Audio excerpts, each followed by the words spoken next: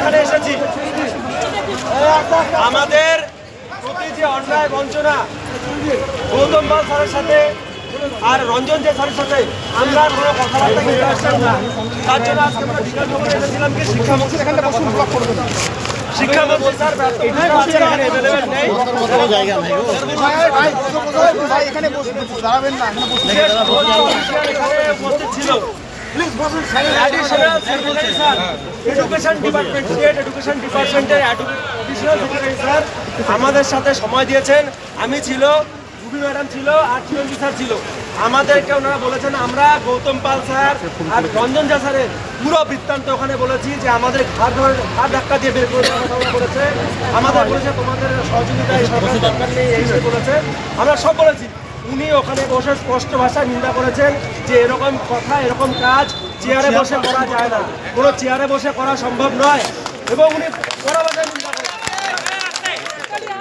করেন। তারপরে আমি এটা বলেছি যে স্যার আপনি আপনার ক্যাপাসিটিতে, যেহেতু আমরা এখানে প্রতিদিন আসতে পারি না, আমরা আসি ওখান থেকে ঘুরে চলে যাই, আমাদের উঠতে দেয় না।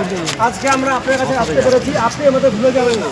আমাদের জন্য আপনি দুটো ফোন করবেন, একটা ওপরে আর একটা এপিসিতে। এপিসিতে আপনি জিজ্ঞেস করবেন যে কেন এদের ইন্টারভিউটা নেওয়া হচ্ছে না, কেন ইন্টারভিউ থেকে বের করে দেওয়া হচ্ছে। আর সুপ্রিম কোর্টের নির্দেশ থাকা সত্ত্বেও কেন এই 1233-এর নিয়োগটা 3 মাসের মধ্যে হওয়ার কথা, 3 মাসের থেকে বেশি সময় কেন লাগছে, 10 মাস চলে গেলেও কেন নিয়োগটা হচ্ছে না। এই একটা ফোন আপনি করবেন, আর একটা ফোন আপনি করবেন ওপর মহলে, নাম বলা যাবে না, ওপর মহলে করবেন যে এরা এসছিল, বলেছে বৈষম্য হচ্ছে এদের সাথে, মেধার ভিত্তিতে নিয়োগ না হয়ে একটা ইনস্টিটিউশন কে কোন কলেজ থেকে ডিএলএড করেছে তার ভিত্তিতে একটা ক্রাইটেরিয়া নির্ধারণ করার চেষ্টা চলছে, এটা যেন না হয়। উনি দুটো প্রত্যাশা আমাদেরকে দুটো আশ্বাসনই দিয়েছেন যে এই দুটো কাজই আমরা করব, তোমরা ভরসা রাখো, আমাদের কাজ এখানে শোনা, তোমাদের কথা আমরা শুনেছি। আমি এই দুটো তোমরা যে চিঠিটা দিয়েছ সেটা আমরা ফরওয়ার্ড করে দেবো। এখানে স্যার ধরে আছে যে চিঠিটা, এটা উনি নিজে রিসিভ করে দিয়েছে, এবং এই চিঠিটা আমি সব হোয়াটসঅ্যাপ গ্রুপে পাঠিয়ে দিয়েছি। চিঠিতে দুটো দাবি আছে, একটা হচ্ছে চলমান ইন্টারভিউতে যেন আমাদের বাদ না দেওয়া হয়, আর 1233-এর যেন নিয়োগ তাড়াতাড়ি করা হয়।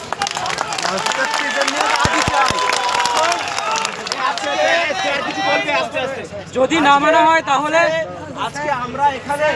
আজকে আমরা এখানে ডেপুটেশন দিয়ে গেলাম।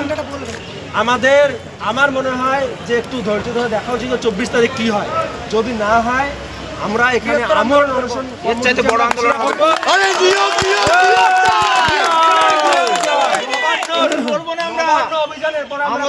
চলবে, আমরণ অনশন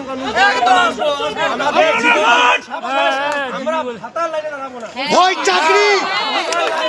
চাকরি নয় মৃত্যু। 1000 টাকায় আমরা কেউ বিক্রি হবো না। 24 তারিখ যদি তারপরে মহামান্য হাইকোর্টে এবং এখন ব্যাপারটা হচ্ছে আজকে আমরা যে সারা ফেলেছি আপনারা সবাই দেখেছেন। আমার মনে হয় না এর থেকে বেশি আমাদের আজকে এই জায়গাটাতে কিছু করা উচিত। আমাদের মনে হয় যে আন্দোলনটা আমরা করেছি সেটা সফল। স্যারও এই বিষয়ে এখন বলবে, তবে আমি এইটুকুই বলবো, সবাই যদি সহমত হয় তাহলে আমরা 24 তারিখ অবধি দেখবো, তারপর আমরা পরবর্তী কর্মসূচি নিব। স্যার এখন কিছু বলবে, স্যার আপনি একটু বলবেন।